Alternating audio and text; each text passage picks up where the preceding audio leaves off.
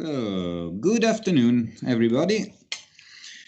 This afternoon we will talk about remote places. The revenge of remote places is the issue of our 11th episode of S.P.A.C.E Talks. Our guests are Varvara Valtchanova from Bulgaria and Pietro Costa, who is connected from the United States, but who is born in Italy. He's Italian and American. So first about Varvara. Varvara graduated as an architect at Crater in Grenoble, which is one of the most important research centers on raw earth architecture, so natural materials. And she divides her professional activity between Northern Europe, Netherlands and Germany mostly, and has the very interesting experience that we will talk about today in Bulgaria, where she founded the Slow Tech Campus in the village of Rahovitza in 2012. And I think we will hear about this during the talk. Pietro is a visual artist who did exhibitions, important exhibitions in the States and in Italy, in the Guggenheim Museum among them, where he also has been active as a curator. And he collaborated with important artists such as Richard Serra. And his recent interest, well, I say recent, but actually it's some years already, is in promoting interdisciplinary activities between the visual arts and other disciplines, and which ultimately brought him to found Bacchus. Bacchus is a cultural initiative centered in a small town and a region in southern Italy. But I think Pietro will tell us more about this also. So as you know, we decided to have this S.P.A.C.E Talk series when we had a very strict lockdown in several European countries. I'm connected from Italy, but we have our Greek partners from Piliko. We have Rahovitza Slow Tech Campus is a partner in this initiative, as well as VAHA, also from Italy. And so we decided to together to talk about issues that are somehow affected by this sanitary situation. We are now in a slightly different phase with other perspectives, but I think the topics that we choose in between March and April are still very up to date. And as I said, today we will talk about places that we can define with certainly a small settlement density. Places that perhaps have been abandoned during the last decades, or where few people live, and places that are not so easy to reach from the big metropolitan areas. So we want to have a closer look to these realities and see what they can offer in terms of resources, and if the perspective for these places changed somehow with COVID-19 and with all the facts that we are experiencing. So can such places far from the neuralgic centers suggest perhaps a new balance between tradition and innovation? This is one of the questions that I put on the table, perhaps can be an issue that we talk about, and which resources can be activated in these places, and which hurdles also do we have to face, and also, is this isolation that many of these villages and small towns experience, can this be a value on itself, or is there something that we can do to overcome this isolation? These are more or less the items that we would like to understand better with the help of our guests. And so if you agree, we would go directly into this. And but I want to come back quickly to the sanitary situation, to COVID-19, which gave us the pretext to talk about all these issues. And I would ask one question linked to remote working, because this is something that we got used to in these weeks and months, and the fact that we are connected via Skype is proving it somehow.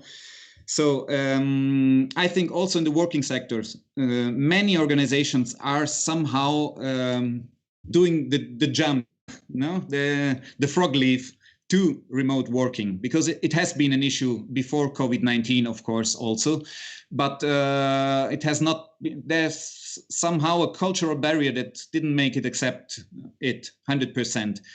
Now it seems to be more normal to go to the office only once a week or twice a week, and to do the rest of the work from home. And so the easiest thing to think is, if this is true, I can do my work from 100, 200 or 300 kilometers away, and I don't need to go to Rome or to New York City or to Bucharest or whatever. So Varvara, what are your observations on this? Is it true that it works like this? And is it really an option for a broad audience? What do you think? Actually, this is exactly what happened to me and to my family. My husband got the opportunity to work from wherever he wants. So we decided to move from Germany to Bulgaria for a permanent stay. Okay. So this was our case. Okay. But we can, if we have, every person who has an intellectual job can, since years, work more or less remote. So with Skype, even me for my projects, I have been doing many projects on Skype. So the technology is here since at least 8 or 9 years. And we are using it more and more. And with the virus, it was exponentially it was growing. It became from exception accepted, broadly accepted.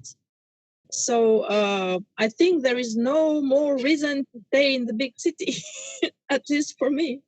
The only thing that connects us really to the big city is the schools, because the village where we have our Slow Tech Campus, there are only elderly people and no schools. So we have to stay in the city during the week and be there as often as we can on weekends and during holidays. But the problem of the remote places and the villages is that the social network somehow, there used to be a school, but there is no school anymore. So we are now linked to the city because of the school. Okay, this is an interesting point.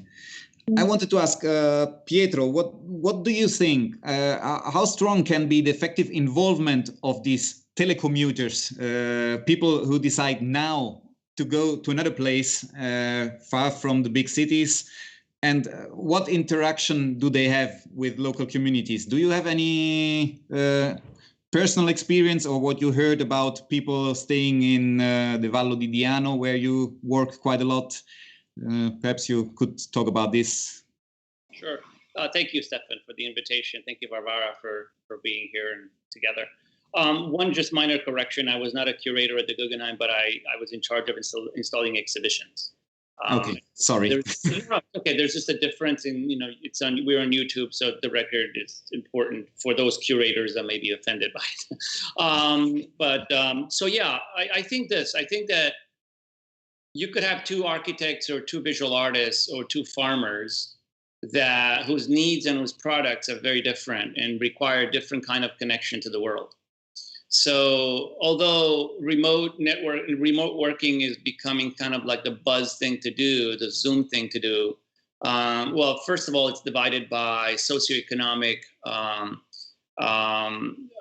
stratas, and it's also divided by, so socioeconomic strata is what really divides those people that, first of all, can afford the equipment and can have the internet and live in places where that is functional and provide a product or a service that can be managed or produced or developed, or ideas that can be continued with this kind of technology. For myself, I was able to, I'm very lucky. I think that, I was very lucky because I've pretty much worked because of the number of things that I've done in my life. So I don't just do one thing. I contemporaneously bring many things along together at the same time, and they're very diverse activities.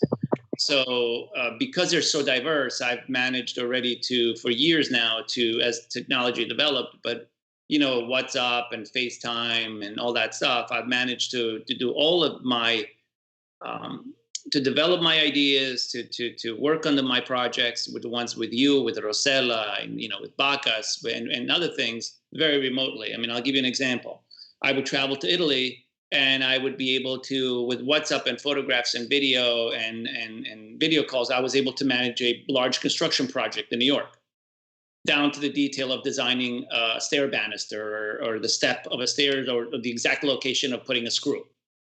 That's something that's always been there. And I think that people have just never thought of it that way. There's always, because we are ultimately warm-blooded animals, there's something about us having to feel and touch what we do and feel and touch the individuals that we communicate with. So that in itself is something that has prevented, I think, people from taking advantage of technology. This technology, like Varvara said, it's been around for a long time. And so now that we're using it more, it's almost like, we're forced to do it. I'm actually using it less, to be frank, because, my point in life, I've actually, we paused Bacchus, which stands for Borghi Antichi Culture Arti Scienze, which is specifically targeted for the empty towns, right? It was targeted to develop activity in empty towns of the South, and then have a reciprocal kind of two-way bridge of bringing young people from there who didn't have the opportunity to New York.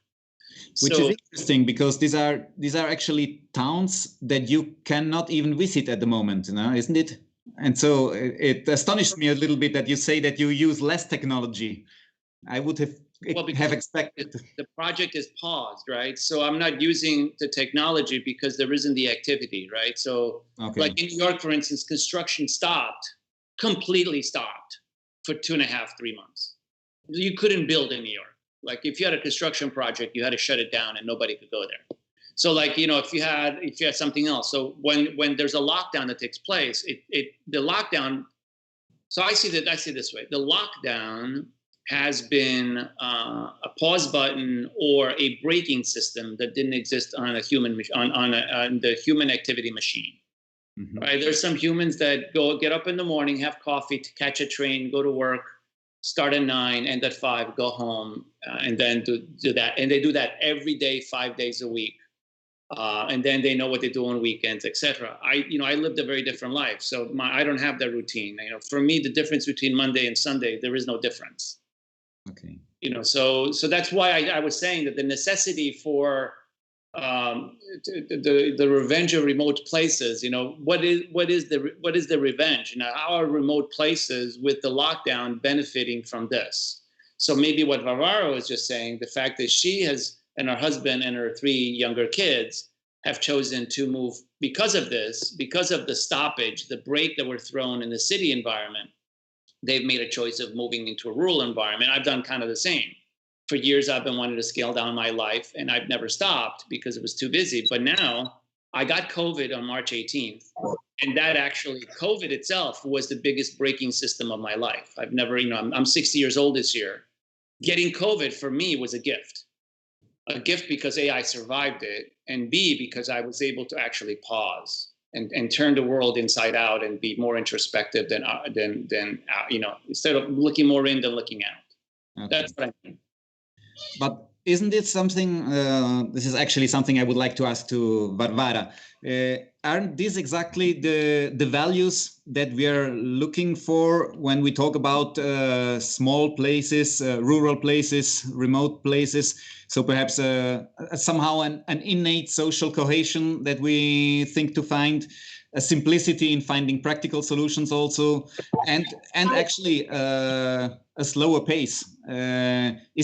Is this what's your point on this equilibrium? Is it romance or is it true? What do you think? It is not romance. I can talk only from my perspective. I'm a girl from the city.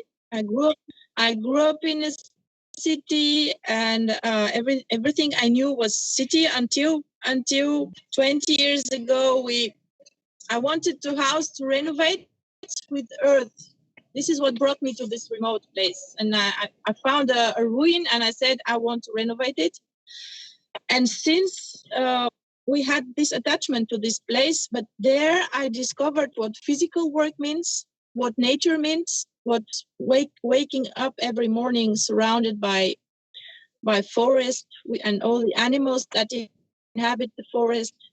And when I go there, I actually have the tendency to switch all of the electronical devices and phone and computer and everything, and just enjoy being there. And then I use the internet, website or email, just to invite people for events.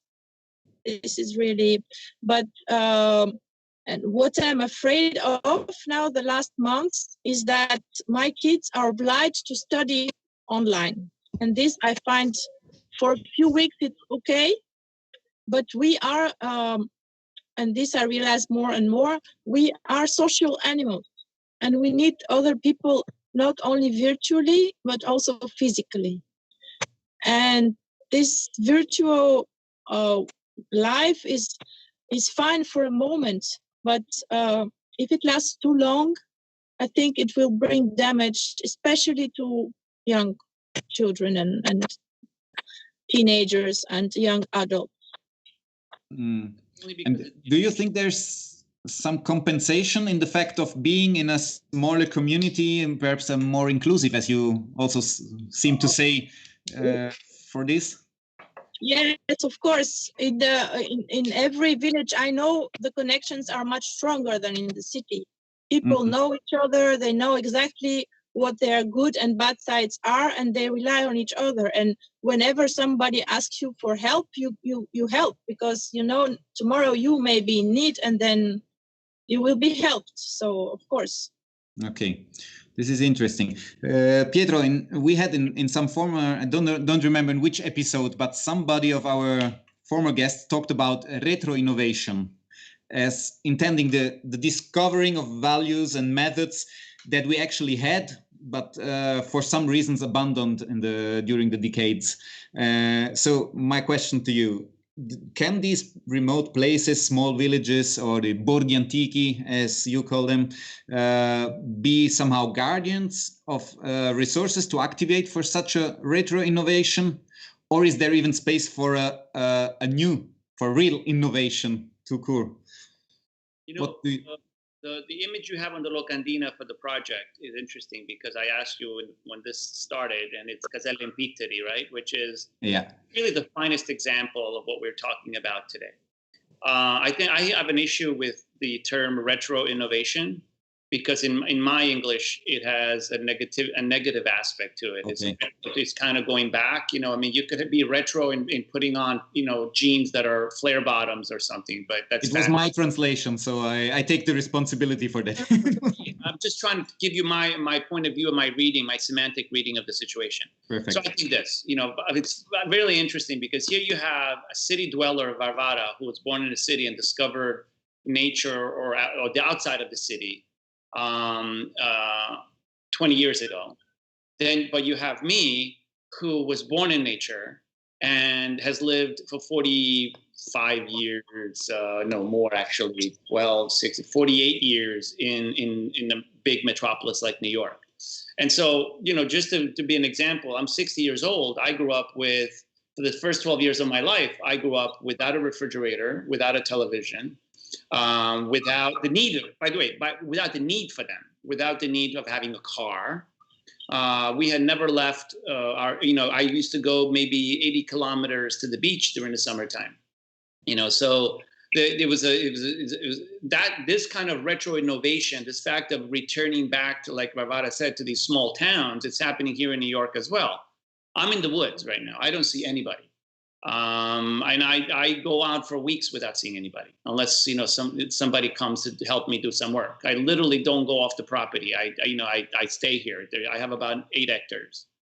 And so retro innovation, I think that we are basically, I'm building an orto, right?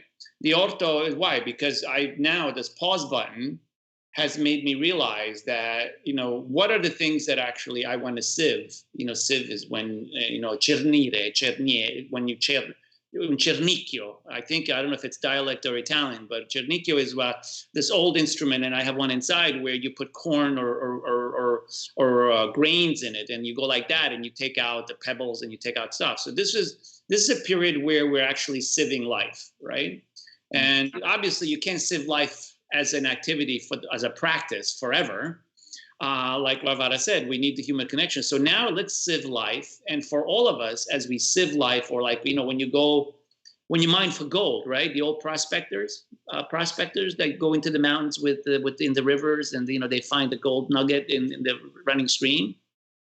So life is like this running stream, and there's all this stuff in it. And there's stuff that's shiny and bright that may mean something to you. But unless you stop and do that, it's just in the river. It's in this flowing river, so you don't see it. And I think that's what is happening right now. Is we're having an opportunity to sieve life, you know, to sieve our activity, to sieve society, to see what is important. And so, you know, we need innovation. We need the innovation that fits the choices of where we are in the 3rd millennium. In other words, we're not going retroactively. Nature has always been here. Farming has always been here. We're finding it in the dirt and in the sand as we pull it out of the flowing river of our lives. That's perfect. I wanted to ask you actually about the role that art and culture can have on these processes, but I have the impression that you already answered somehow. Probably it's exactly this, helping us in sieving and recognizing the values of what we have to keep and what we have perhaps to leave. Would you agree with that? If I may. Oh, yeah, Varvara, you can also answer. You can come back to Pietro later. I can again talk only about my personal experience, but I remember that in the beginning, when I would become part of the community of the village or the villages around our remote place, I was a bit annoyed that the other villagers, they would only talk about if there is enough food for the winter, and if the firewood would be sufficient for the winter. The main topics were how in the summer to prepare for the winter, and for me this was a bit too short of discussions. But then I realized that the people who live there, the farmers or the peasants in the mountain, they have somehow art. They have it in every aspect of their life. The way they dress, the music they make, the way they produce their food, the beauty of small things in everyday life. So there, they don't need to go to the museum, but everything they do is in a way related to their place, to their culture, to their traditions. They have very often gatherings where they celebrate some saint and they play music, they dance. So art is part of everyday life still in Bulgaria. And this is what I discovered. So I had to learned to be a bit more humble about my expectations in the discussions with local people, but I now enjoy it very much. Yeah, that's also a curiosity I have, because actually the both of you are not stably resident in the places where you promote the cultural initiatives that we are talking about. So you are not, the village of Rahovitza is something you choose to operate in, but you don't live there all year long. And the same for Pietro. It's your hometown where you were born, Sant'Arsenio, I know, but you live in the States actually, and then you are proposing cultural initiatives for this context in southern Italy. So to both of you, how would you evaluate the importance of looking at these contexts from outside, but then at the same time somehow belonging to the community, or at least having very strong link to it? Pietro, what would you say? Well, I think look, why was Bacchus one of the things I've embarked on? Why was it even necessary, right? It was necessary because of my link to the community. It was necessary because that community showed me, by my returning back to visit my family, my mother, my sister, my nephews and nieces, and me revisiting the place I'm from, I discovered that the place could use some of my gathered experiences and use that as currency to join in the existing fervor that was going on, the cultural ferment that was already asking, because all these places have their own cultural ferment, right? So, so we just go back a second, art is art. What is art? You asked the question about what is the role of art, but at the end of the day, what is art? And there's a lot of people that believe that art is what you see in museums. But the art that you see in museums, whether it's an archaeological museum or whether it's the Uffizi, right? That art was created within a context. And like Varvara was saying, art is food, it's culture, it's time, it's all of that stuff. So art is life. And I think that maybe this kind of pause, this kind of sieving, can actually underscore that, because what happens in life, as I'm a bit older than you guys, but what happened in my life is as I got older, I had all these compartments that I fit all these different activities in, right? And then realized that by doing that, I was basically breaking up something whole into little pieces. And so, there was a Pietro Costa, the artist, there was Pietro Costa, the practicing designer architect, there was the builder, there was, all of that stuff. But when you then step out, and this started around 50, so this has been going on for about a decade for me, maybe around 45, so a decade and a half.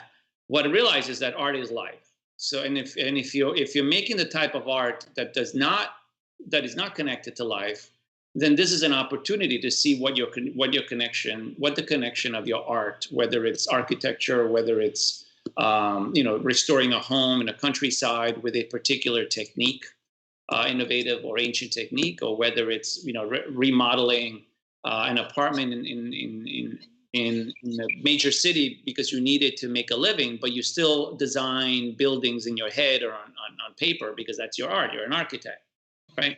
So art is right now, I feel like I've never been closer to art is life, because I have an orto, which is named, the working title is Artis Ortus, right? So, and then that is about 50 meters from my studio, which I designed and built, where it's only art. And behind the studio, I just finished the workshop in the shed, where is all the dirty work, the fun work, where you get your stuff dirty.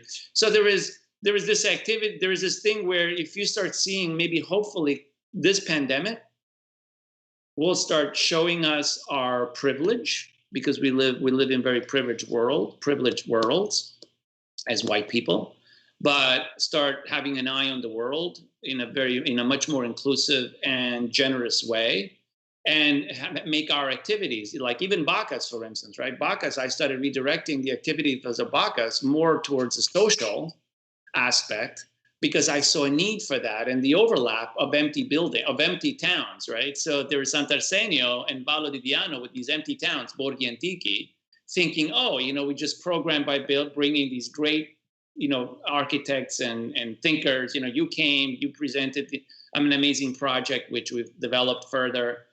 And then I realized, but there's other towns that may not be in need for this. There are other towns like Riace. So, when Bacchus went the extra step of taking, Riace, which was known to the world for the epicenter of migration from the basin of the Mediterranean, and started working with that aspect. And so what does Riace need? And we brought Mimo Lucano to New York. And so there's all this, as your initial idea grows, it grows tentacles, right? And you have to follow those tentacles because those are what makes things interesting, makes things grow. I don't know if I went off subject, but yeah, no, not at all. And I'm happy that you introduced the case of Riace. I don't know how much Varvara knows about this small town in Calabria, in southern Italy, where they actually took the challenge to make this empty place reborn somehow with the integration of immigrants, from African immigrants or from Middle East. So this was also a political challenge, of course, and as such, it has been attacked, we can say, because the former mayor of Riace, Mimo Lucano, that Pietro just mentioned, is not mayor anymore. But he could prove in front of justice that all the measures that he took were right from a legal point of view. And Riace is interesting for what, in my opinion, the most interesting thing from Riace is that there the challenge was really a challenge of building a community, not of attracting people just to say, okay, the more we have, the more we'll spend, or something like that, because they wouldn't have attracted migrants, of course. But I compare this a little bit to the narration we normally have in all these development programs that you can read, where you normally say, oh, this place must enhance its tourism, because it's a nice place and everybody needs to come here during the weekend and spend his money here. That's the dream of all small towns, at least in Italy, but I know that it's true also for a lot of other countries. And I think it just doesn't work. So the other way is Riace, where it's really about building a community and being welcoming. So the difference between tourism and inclusion, I don't know. Do you see things like that also in the context where you operate, Varvara? And also, how easy or difficult is it to get in contact and to really get integrated in those communities that you already described? In the beginning, so 20 years ago, it was difficult. People would not understand why young people want to stay in a remote place. But in the meantime, I think this has changed because they saw how devoted we are to the renovation of the old place, how nice people come from all over the world to help us. And actually, to me now, this is the what I have taken as something I want to carry and fight for is earth building in Bulgaria. I can say that 10 years ago, people were really laughing at me, but then I published the first book, then a second book, and I give regularly classes. And now they see that I'm serious with this, and they're more and more positive. They come, they want to visit the house. And they also realize that they have earthen houses which can be renovated nicely. So I see a really positive shift. It took a long time and a lot of efforts. But once the people see that you are serious with what you do, even in Bulgaria, it works. Now, lately, they have invited me for on the television, and then they made a small movie about the place. This was last October. And then suddenly people from all over the country are calling me and say, hey, I have an old house from my grandmother, which is earthen, and I want to renovate it. It took a long time, but well, it's working. So there is somehow an effect of scale also. You go beyond the village of Rahovitza, but you actually feel that there's an impact on the whole country, more or less. Yes, I discovered this television is a super strong cantilever. I mean, it makes a huge impact. Yes. Yeah, I think, Pietro, in your case, you have this you have already a different scale, because you're interacting not with a single village, even if perhaps you start from that, but you have chosen the whole Vallo di Diano, which is a bit larger region, as a context. Does this change anything in the interaction that you might have with? I'm thinking about all these already ongoing processes. I mean, there are associations working already in place. There are probably political issues that are already somehow started that you have to deal with, and you integrate with them. Is scale an issue in this sense? So scale an issue? No. I mean, Bacchus, the acronym was created to be plural for that purpose. And it was also intentional to defeat the parochialism that exists between one town and another. So you go from Pollak, where 4 kilometers away is Sant'Arsenio, and they're fighting against each other. They're competing for attention all the time. So the main virus of southern Italy, if not Italy, is the political status, and how politicians who say they want to help are actually hurting the community. In our case, you have politicians who then, who have a project like Bacchus, which was super successful, from what I hear, when we launched in a great venue at the Castello Macchiaroli. But I always thought that was a departure point. That was not an end point, right? We're never gonna live there and be on this, like Civitella, like in this, endowed fortress. So the idea from the beginning was about social. It had a socially slanted mind. So it was not only cultural, but it was socially minded. And it was very important for the project.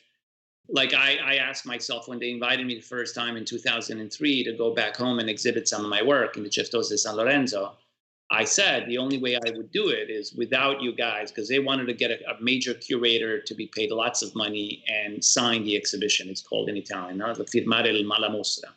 And I was totally against it. I said, absolutely not. That's not going to happen.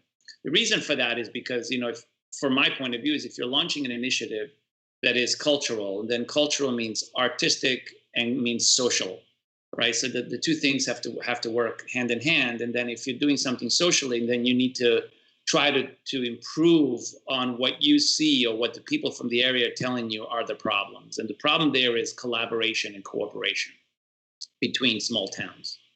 Because all these small towns that were basically settled as a result of how far a flock of sheep could travel in one day and go back home, that's basically the distances of these small towns in the hills. They're fortresses within themselves. They're protecting of each other against each other. And so now in the third millennium, I think if Bacchus has to go and do an activity somewhere, then Bacchus has to pay particular attention to doing something a little different to provide the glue and the connection between things that are disconnected. And in our case, we had Fondazione Mida with Francesco Dorilia, who's a genius, in my opinion, a man who's dedicated his entire life working pro bono. He's a veterinarian, to run 2 museums and build 2 museums. And so there are a lot of people like that. So if you go and you launch a project or you do an activity and you're not bringing those people into the fold and then collaborating with them, then it's useless to do that. Then you might as well just stay in the studio, make the art that is meant for museums, or be on your desk and design buildings that are meant to be built with your name on it. I'm only talking about architecture and art right now because this is an architecture and art triangle here. But you know what I mean? It's like if you do like Jhumpa Lahiri, right? Jhumpa Lahiri wanted to live in Italy, went and learned the Italian language to the point of an extreme, where she's actually she translates from the Italian, right? So if you're a writer, a novelist or a writer, a world class, and you choose to go into a community, then you should go into that community not to, oh, I'm in that community, you know, like I discovered the community. The community was always there.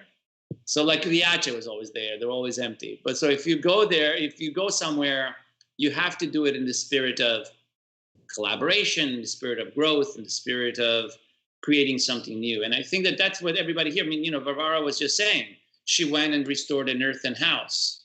And, you know, she probably made a choice. I'm making some assumptions here, but you probably made a choice about where to do it, where, you know, you had a budget, you had a size, you had, you know, aesthetics of landscape and geography that you wanted to be in, and you chose that place. Like, for instance, one more thing, because you mentioned something about a tourist coming and spending the money and going away versus a person who comes and stays. Like the ideal of Bacchus, frankly, would be for you, Stefan, and Rosella to actually buy a home in the Vallo di Diano, one of the many, and this is something that's already been ruminating in my head for a couple of years now, buying one of these old stone homes for a few €1,000 and then working on it as an architecture project, because it creates a place that you guys can go. That's what benefits a community. Benefits a community is a person visits, a person starts roots, you know, and those roots are the ones that actually build. You know, because of Bacchus, I have two Americans are actually living in the Vallo now. So that's what I'm talking about. It's our art, culture, societies, the social responsibility aspect. But there is actually space to trigger actions that are there, but that perhaps don't emerge as they should. Would you agree with that interpretation, that it can somehow be a help, a catalyzer effect? Yeah, well, you know, it's the project Nelle Terre dei Principi, right? Which you visited at the Pertosa. That project was a slideshow in the woods in the summertime. And I stood up and I said to Rosanna, I said, this is world class. You guys have to make a project out of this, a serious project out of this. And she says it to this day. And that became an amazing world-class project, historic project, which should have traveled to New York this year. But, you know, we already had the machine running, but it didn't happen because of COVID. So. Okay. Varvara, would you like to add something to this? Yes, about your question, tourists coming to a place, spending money, and then going away. Since 20 years, we organize with my husband an architecture work camp. Remote places need a revenge or not? Perhaps the title was wrong. They already are taking it, I think. Okay. Pietro, what would you say? Well, I mean, revenge sets up and I know that there's a difference, because revenge is an English word and sometimes there's translation issues, and connotations, because revenge may mean something in England different than it means maybe in the US. Okay. So language is that specific, right?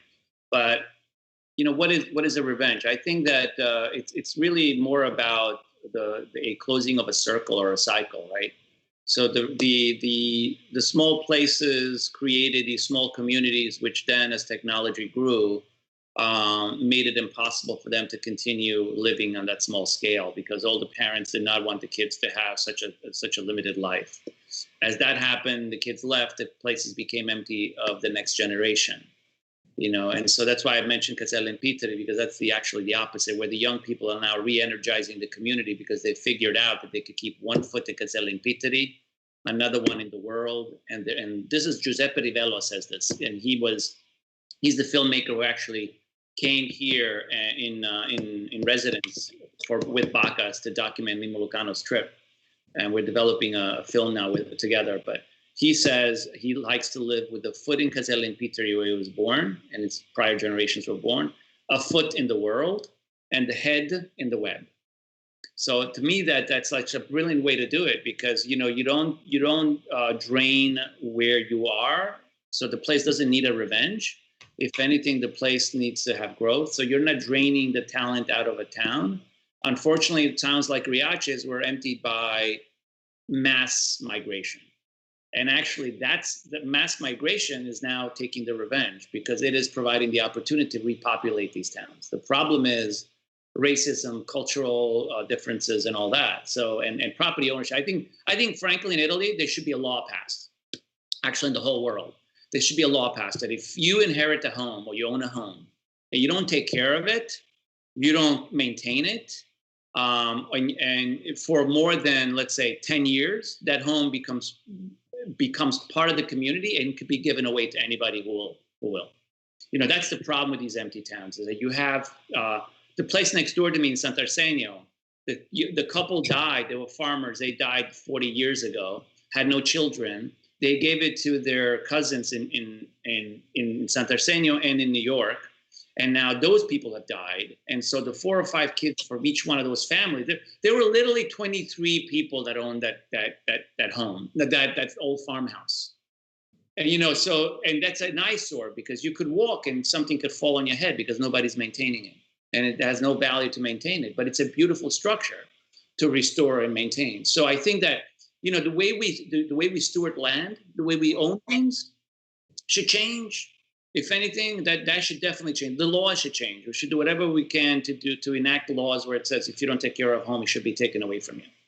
Because the home is just yours temporarily anyway, right? If you don't take care of it, it means you don't deserve it. Or if you don't need it and you live in Naples, why do you have to keep a home closed up in a small town where people could use it for a cultural center, or somebody could come back from the outside and do Bacchus or do earth building workshops and things like that. So there is no revenge. I think it's just that what's happening is we've gone in 100 years, 150 years of industrial revolution. Before that, it was very different, the time period. But now we've come very, very quickly to where we started from.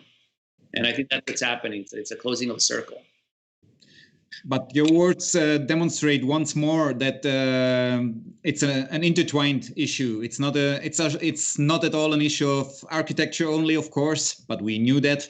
You mentioned legal issues, you mentioned cultural issues, and it's all. And probably this is the crucial challenge is probably to bring all these aspects together.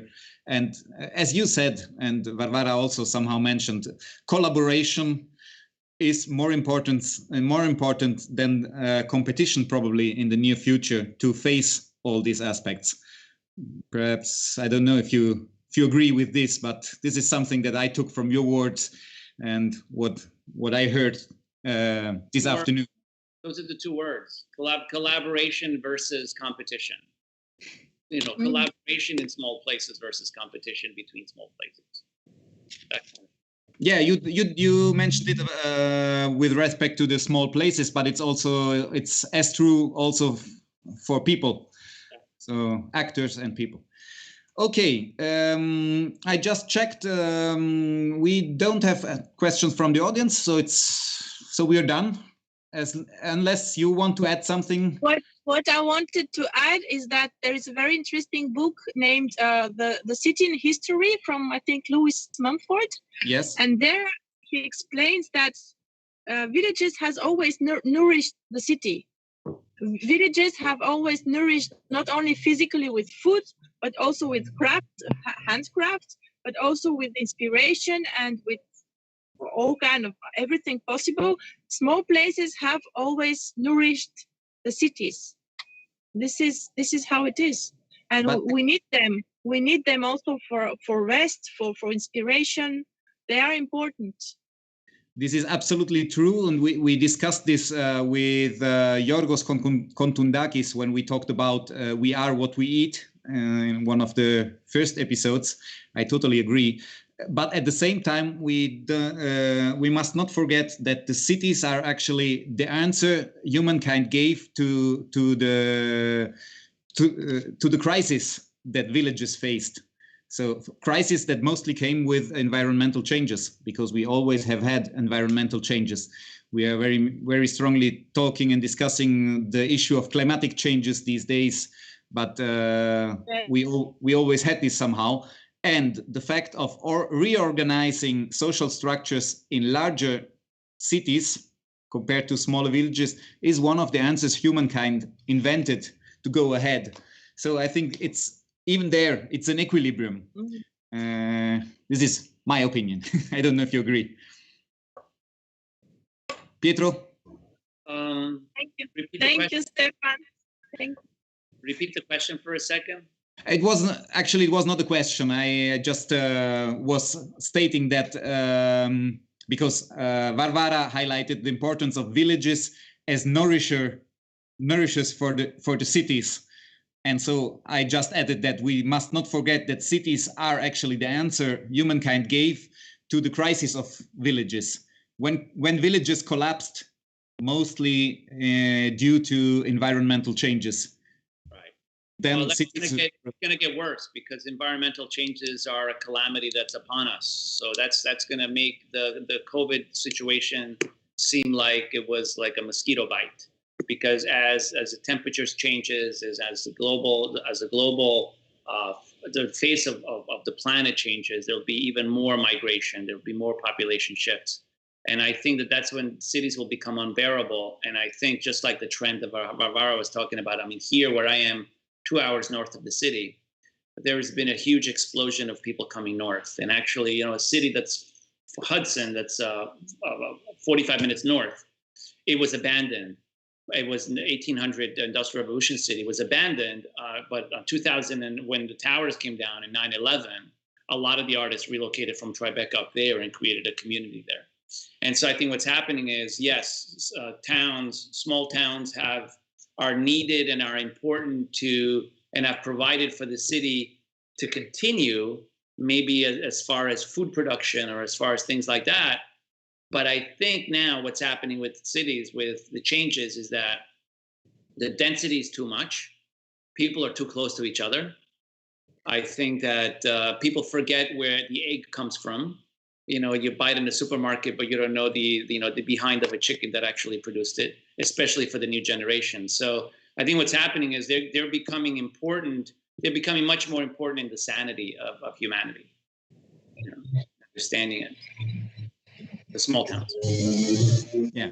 Okay, people. I think we touched really quite a lot of issues related to our topic. I'm very happy about your contributions. Thank you very much about being with us. Thank you. Thank you, Stefan. Thank you, Varvara. Thank you both. Thank you, everyone who organized S.P.A.C.E. So, well done. You. Thank you. Yeah. Okay. Next Tuesday, we will have the topic Global Values, Local Applications. And as guests, we will have Southern architects, which is actually Zeta Chrysafaki and Apostolos Moussourakis. You perhaps know them already from Crete, two architects. And they will talk to Puya Kazeli, who is an Iranian architect. So we will investigate the role of architecture as for the identity of communities a bit deeper. This is next Tuesday. So that's it. Have a nice evening. Bye. Thank you. Ciao.